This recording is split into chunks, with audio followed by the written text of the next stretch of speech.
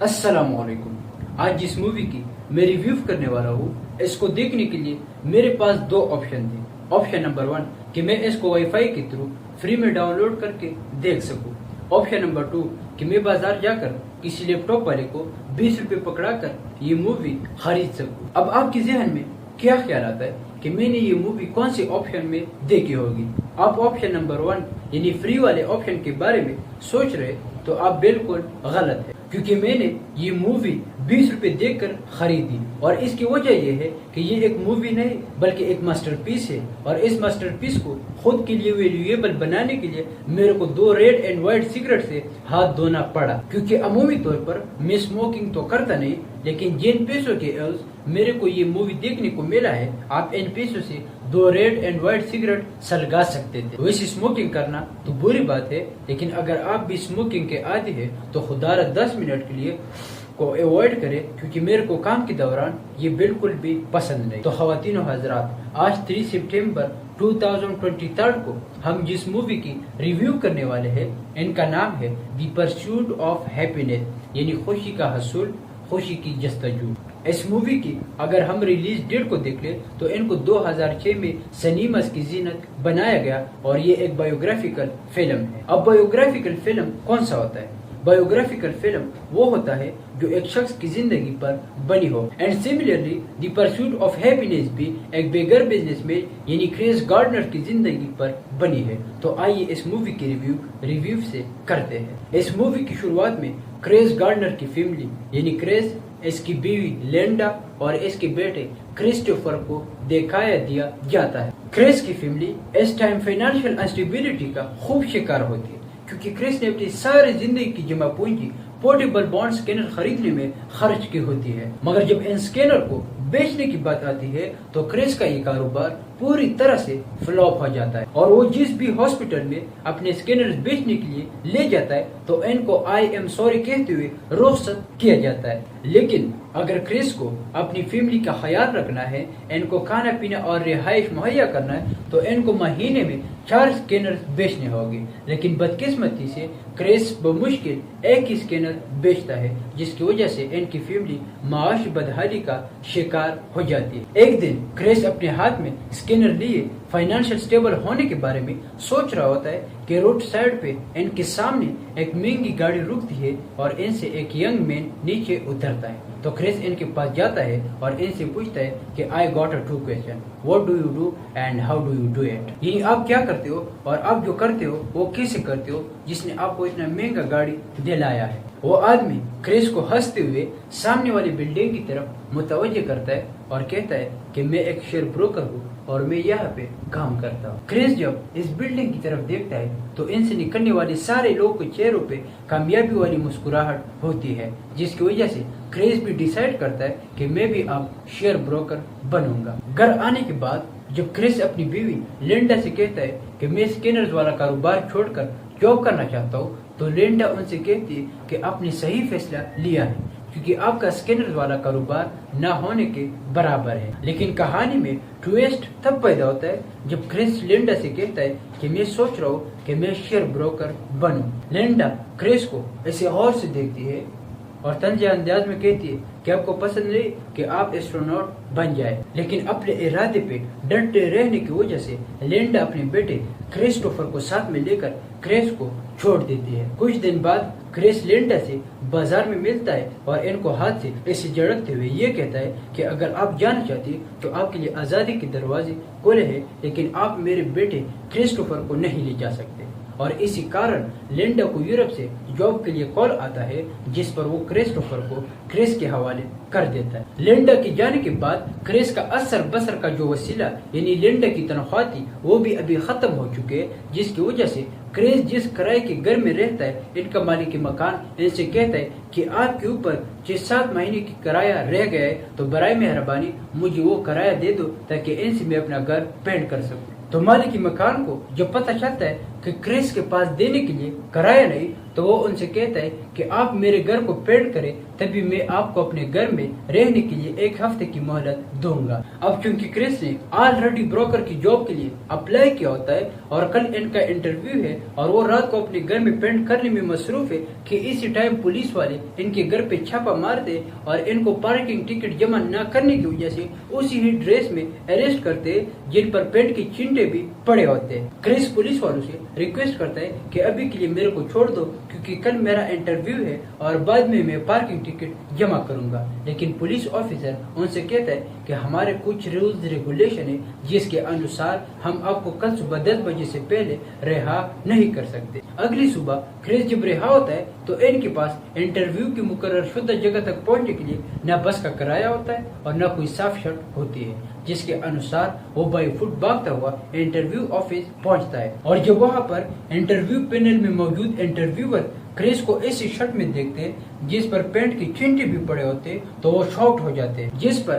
Chris इनको जवाब देते हुए ये कहता है कि अब भी सोच रहे होंगे कि मैं एक ऐसी शर्ट में कैसे आया हूँ। दरअसल बात ये है कि कल रात मैं घर में पेंटिंग कर रहा था और पुलिस वालों ने मेरे घर पे छापा मारा, जिसकी वजह से उन्होंने मेरे को पार्किंग टिकट जमा न करने पर अरेस्ट कर लिया। थोड़ी सी गुफ्तगू के बाद सीनियर इंटरव्यूअर क्रिस से कहता है कि अगर हमारे पास कोई बंदा बिना शर्ट के आए तो हम इनको जॉब क्यों दें। तो क्रिस कहता है कि हो सकता है कि इनका पेंट बहुत कीमती हो। तो इस बात पर वहाँ पर मौजूद सब कह लगाते हैं और क्रिस को इंटरव्यू में सिलेक्ट किया जाता है। लेकिन जब क्रिस को पता चलता है कि ये कोई परमानेंट जॉब नहीं बल्कि इंटर्नशिप है, तो वो बाहर लॉबी में मौजूद इंटरव्यूअर से कहता है कि मैं थोड़ी सी सोच के बाद आपको बताऊंगा कि मैं ये जॉब कंटिन्यू करना चाहता हूँ या नहीं, क्योंकि मेरी फाइनेंशियल कंडीशन खराब है। तो वो उनसे कहता है कि अगर हो सके तो थोड़ा जल्दी कंफर्म करो, क्योंकि हम आपकी रिप्लेस कोई दूसरा बंदा हायर कर सके। घर आने के बाद काफी सोच विचार के बाद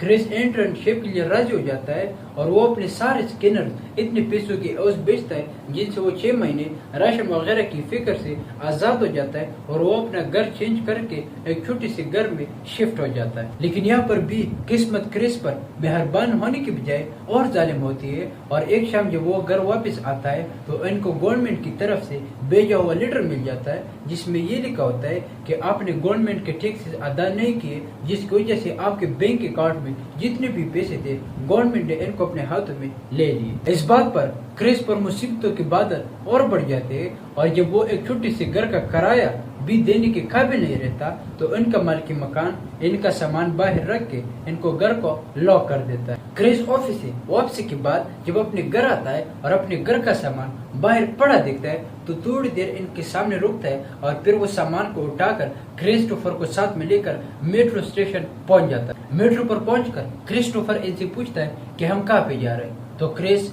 बेबसी के आलम में जवाबी रिप्लाई देते हुए ये कहता है कि आई डोंट नो, और फिर वो अपने बेटे को लेकर मेट्रो स्टेशन के टॉयलेट में ले जाता है और दरवाजे को अंदर से बंद कर देता है। और इसी असना में जब कोई बाहर से टॉयलेट के दरवाजे को खटखटाता है तो क्रिस ने अपने मन में साफ इनकार किया होता है कि मैं दरवाजे को एक भी कीमत पे नहीं खोलूंगा, और वो सारी रात टॉयलेट के अंदर गुजारता है। और क्रिस के लिए ये जिंदगी का वो पल होता है जिसमें इसने अपने आप को इनसे बेबस और लाचार कभी नहीं देखा होता। अगले दिन क्रिस अपने बेटे को लेकर शेल्टर का इंतजाम करने के लिए एक चर्च जाता है, जहाँ पर इनको बताया जाता है कि ये चर्च सिर्फ औरतों और बच्चों के लिए। इसके बाद वो दूसरे चर्च पे जाता है और इनको बताते हैं कि अगर आपने यहाँ पे रात बितानी तो आपको मुख्तसुदा टाइम पे आना होगा, क्योंकि यहाँ पे लिमिटेड बेड्स है और ये बेड्स इन लोगों को मिलते हैं जो सबसे पहले आ पहुँचते हैं। और ये जिंदगी का वो पल होता है जिसमें क्रिस खुद को दिन के वक्त पानी पीने से भी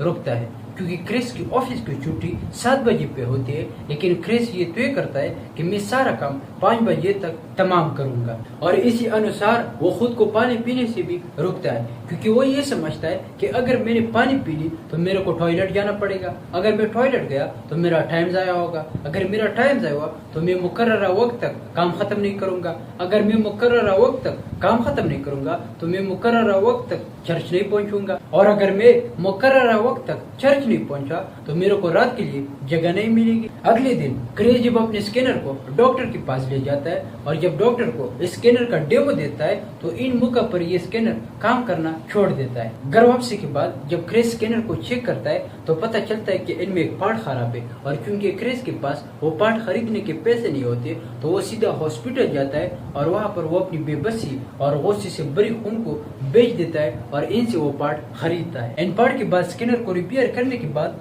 क्रेज इस स्कैनर को एक दुकानदार पे बेचता है और वो इन पैसे से अपने बेटे को रिलीफ देने की औरत से एक बड़ा कमरा किराए पे लेता है जिसमें टीवी भी होता है, और बहुत अरसे बाद क्रेज और इनके बेटे को टीवी देखने की तौफीक मिल जाती है। जिंदगी में ना खत्म होने वाली तकालीफ और मुसीबत के बावजूद क्रेज इंटर्नशिप में होने वाले थ्योरेटिकल एग्जाम के लिए तैयारी करता है। एग्जाम के दिन इंटरव्यू पैनल वाले क्रिस को बुलाते और इनसे कहते कि आज आपने तो बहुत मस्त शर्ट पहना है, जिस पर क्रिस इनको कहता है कि मैंने सोचा कि यार मेरा आज यहाँ पे आखिरी दिन है तो कम से कम मैं एक अच्छा सा शर्ट तो पहन लूं। जिस पर इंटरव्यूअर इनको कहता है कि अगर हम आपको ब्रोकर बनने का मौका दे तो क्या आप हमारे साथ काम करेंगे। इस सवाल पर क्रिस की आंखों में खुशी के आंसू आते और वो ये सोचता है कि पिछले 6 महीनों से वो जिन तकालीफ और मुसीबतों से दुचार था, फाइनली वो वक्त आ गया है जिनसे वो छुटकारा पा सकता है, और वो इंटरव्यू पैनल वाले को